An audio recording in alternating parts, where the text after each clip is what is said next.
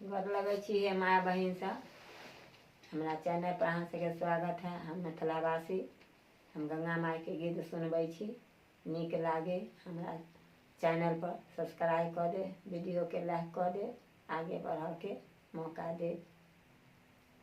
फूला बाबो झाला नाइया आबाई माजे धराबा, पाना फूल बोझला नाइया आबाई माजे धराबा, से देखी गंगा माइया खाला खाला हे हाँसत, सुपा बाबो झाला नाइया आबाई माजे धराबा, केला बोझला नाइया आबाई माजे धराबा, से देखी गंगा माइया खाला खाला हे हाँसथिन, से देखी गंगा माइया खाला खाला हे हाँसथिन।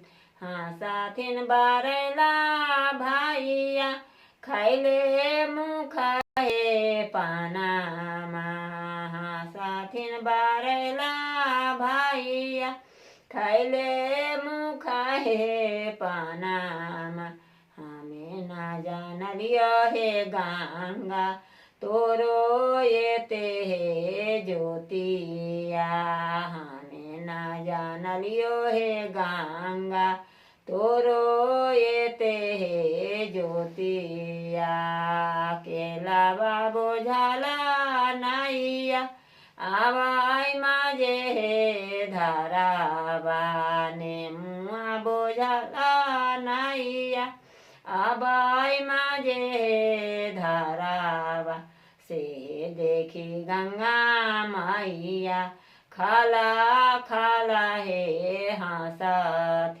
हाँसथिन बारला भाइया खैले मुख हे पानामा, हमें ना जानलियो हे बहिनो तोरो येते हे ज्योतिया।